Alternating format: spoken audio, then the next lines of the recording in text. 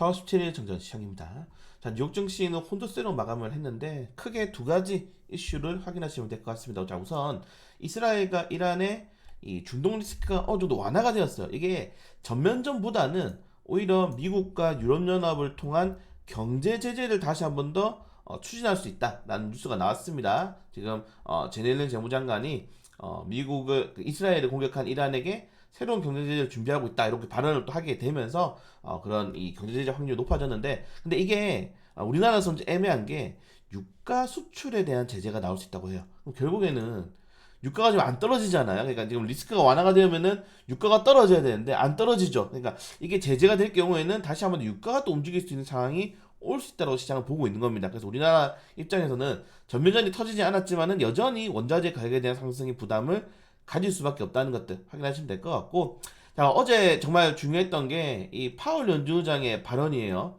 2% 물가 확신이 더 오래 걸릴 것 같다라고 하면 사실상 금리나 지연을 시사했고, 여기서 더 중요한 거는 지금 연준의 부의장 필립 제퍼슨 부의장이 이번 그 발언을 진행했는데 여기서 금리나 발언을 아예 삭제를 해버렸습니다. 금리나라는 단어를 없앴어요. 그래서 실질적으로 이거 금리가 인하가 될 가능성이 굉장히 낮아지고 있는 상황에서 지금 패드워치 보시면은 금리 인상 확률이 나왔습니다. 또 인상할 수도 있다 지금 이야기가 나왔어요. 그래서 지금 보시는 것처럼 6월 금리 인하 확률이 18%, 동결 확률이 무려 80%입니다. 또 올랐죠. 어제 60%였는데 올랐고, 7월 55%자. 7월 달에는 안 된다고 말씀드렸죠. 7월 달에는 미국의 휴가 기간이기 때문에, 공공기관이라든가 애널리스트의 휴가 기간이기 때문에 보통 안 한다 그러면은 정말 빨라야 9월이고 늦으면은 이제 하반기죠. 9, 10, 12. 네. 3분기 넘어가면 이제 4분기 갈 수 있다.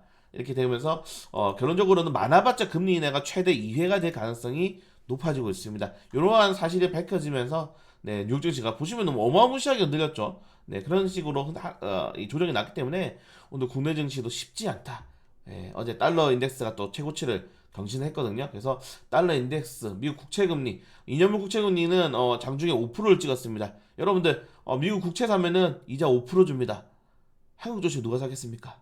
그렇기 때문에 전체적으로 피곤한 시장이 만들어지고 있는 상황에서 어제 제가 새벽에 올려드렸지만은 여전히 강력한 미국의 경제지표 이런 것들도 시장에서 부담이 충분히 나올 수 있다는 점들까지 보시면 될 것 같고, 저기 외부적인 문제만 있는 것도 아닙니다. 제가 어제 마감 시황에 기업들이 이 밸류업에 참여를 안 할 가능성이 매우 높다라고 말씀을 드렸는데 마찬가지죠. 지금 우리나라는 밸류업이라든가 금융투자소득세라는 불확실성을 가지고 있는 상황에서 지금 채권을 많이 최근에 사들인 이 개인 투자들도 크게 흔들리고 있는 상황이다. 여러분들 금융투자소득세가 진행되면은 미국 주식, ETF 펀드, 채권, 공모펀드 다 세금 맞습니다.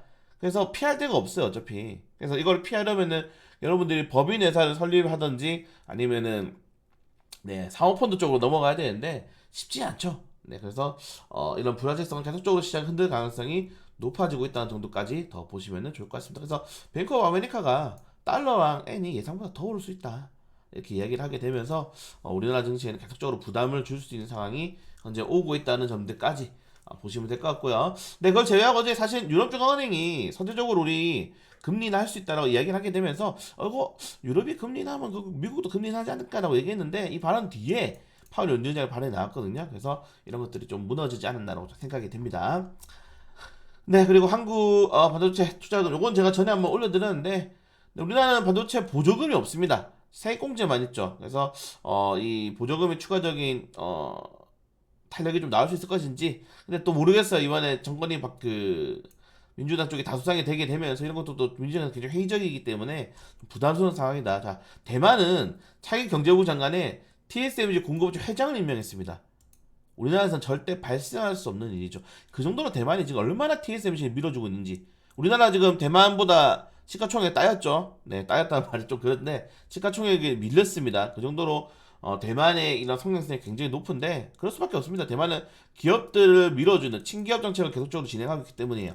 그래서 이런 것들이 계속 우리나라의 경제성을 약화시킬 수 있다는 점들까지 보시면 될 것 같고, 자, 뉴욕 증시는 개별적인 업종들의 혼조세가 많이 나왔습니다. 굉장히 테슬라가 계속 떨어지고 있어요. 테슬라가 크게 하락이 나오게 되면서 이제 160달러를 지금 피자까지 나왔는데 조심해야 될 필요가 있을 것 같다. 이 정도까지 보시면 될 것 같고, 사실 이번 주는 뭐 큰 이슈가 금요일날 비트코인 반감기밖에 없기 때문에 역시나 내부적인 이슈 그리고 금리라든가 뭐 전세 리스크가 계속적으로 시장을 흔들 겁니다. 근데 그 흔들림에 대해서 대비할 수 있는 에너지가 우리나라 증시에 좀 없지 않을까 이렇게 좀 말씀을 드리고 싶고, 네, 큰 이슈가 없죠. 없지 않아 그렇기 때문에 오늘도 어제는 좀 비쌀 것 같아요. 근데 어제처럼 폭락은 나오지 않겠죠. 너무 많이 떨어졌어요 최근에. 그래서 기술적인 반등을 기대하긴 하지만은 여전히 부담스러운 원자재 가격과 여전히 부담스러운 환율과, 네, 이런 것들 때문에 역시나 그냥 개별적인 이 주도주 짧게 매도하면 매하면서 시장 좀 대응해 보시도록 하겠습니다.